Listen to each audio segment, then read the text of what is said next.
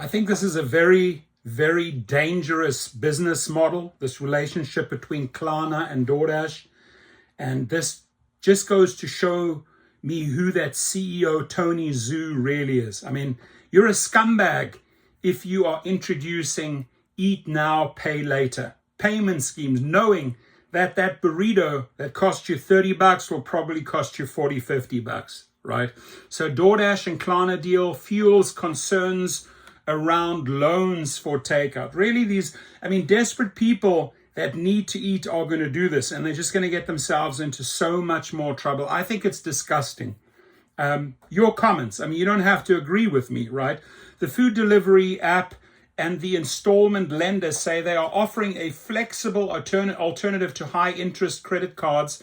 Some social media users and advocates see it as a sign of hard times.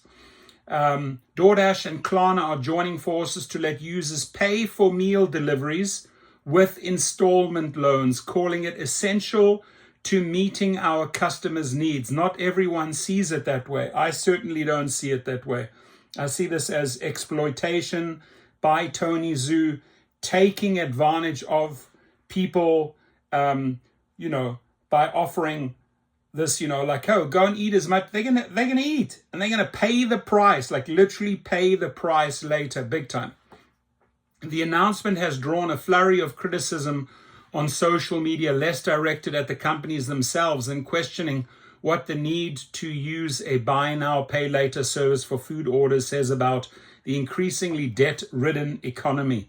Eat now, pay later, a credit apocalypse is coming, an ex-user wrote Thursday when the partnership was announced. So here it says, what do you mean you have $11,000 in DoorDash debt? That's real. Another ex-poster used a photo of a forlorn-looking Dave Ramsey, the personal finance pundit, with the caption, what do you mean you have $11,000 in DoorDash debt?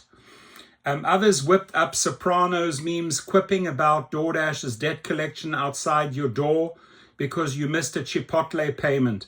The economic commentator Kyla Scanlon said in a social media video that the deal was another example of the gambling economy. We have meme coins, sports betting. We love a good vice in the United States, and we can do it completely frictionless, she said. We don't even have to put on pants. Just app it to you and worry about everything else later. She added that there are real winners and losers in business models that monetize not just convenience, but impulsivity. There it is, right? You can now finance a private taxi for your burrito because Klarna, a BNPL company, is teaming up with DoorDash. BNPL, buy now, pay later.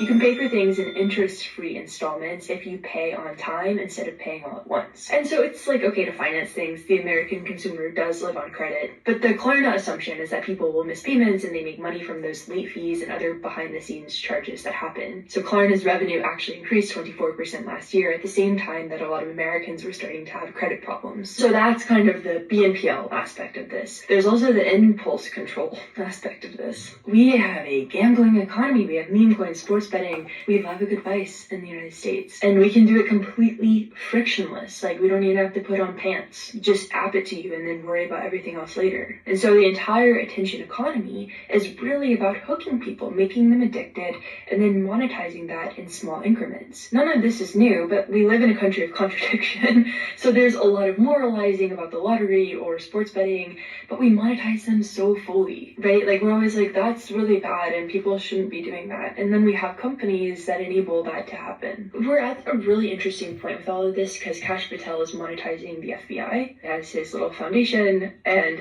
the FBI is all about, fighting back public corruption. That's where we're at, where everything gets monetized. So much convenience, it's so much impulsivity, and there are real winners and losers of the grift economy.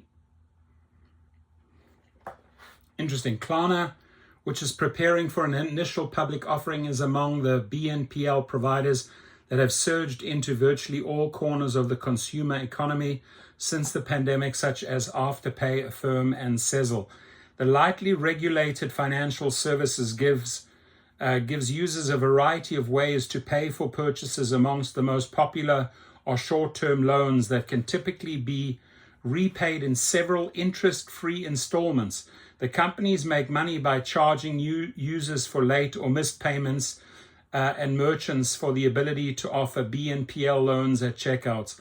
DoorDash said customers will be able to use Klarna for many types of purchases on its platform, not just small dollar food deliveries. They can pay in full upfront, in 4 installments, or else later on, such as a date that aligns with their paycheck schedules. A Klarna spokesman acknowledged the online pushback, but said any form of borrowing for food purchases is potentially concerning depending on their circumstances. If people are in a situation where they feel like they have put their food on credit, that's a bad indicator for society. Still, many people make a rational decision to use BNPL services to help manage their money, the spokesman said, adding that the new features would be available only for DoorDash purchases of at least $35, a few dollars more than the platform's average order as of last March. Wherever high-cost credit cards are accepted, consumers should be able to choose a zero-interest credit product instead. Indeed, industry-wide data shows the short-term loans have become a routine feature of many consumers' wallets, particularly among young adults coping with inflation and with average credit card interest rates still near 20%.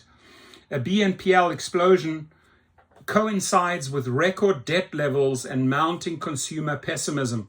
Total household debt exceeded $18 trillion at the end of last year, according to the Federal Reserve Bank of New York, with credit card balances comprising a record $1.2 trillion of that sum. Consumer sentiment fell this month to its lowest level since 2022, and borrowers' expectations for missing debt payments in the next 3 months hit their highest level since 2020, the New York Fed found.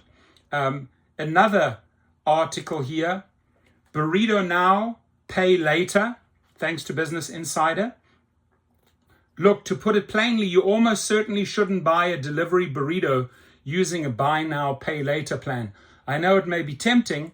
It's burrito season. Getting out of the house can be hard, and having stuff you do not need dropped on your doorstep is a fun, tiny luxury of our tech-enabled world. But if you're considering using a Klarna financing plan to DoorDash your Chipotle order, maybe take a beat. With all the DoorDash fees plus the tip, and yes, you should tip, that little treat is going to run you quite a bit more than you bargained for. Splitting the cost up into 4 payments may make you feel better about your little indulgence and maybe even encourage you to add on a second little treat. But there are some potential downsides. You might wind up missing payments, in which case, on top of the delivery fees and tip, you'll also be hit with late fees and overdraft fees from your bank. By the end of it all, your $20 burrito could wind up costing closer to $70. That's real. For some people it will. I don't mean to be judgmental. If you really insist on paying for food delivery on a payment plan, you can. In fact, DoorDash and Klarna are betting you will. Burrito now, pay later. Your comments, please.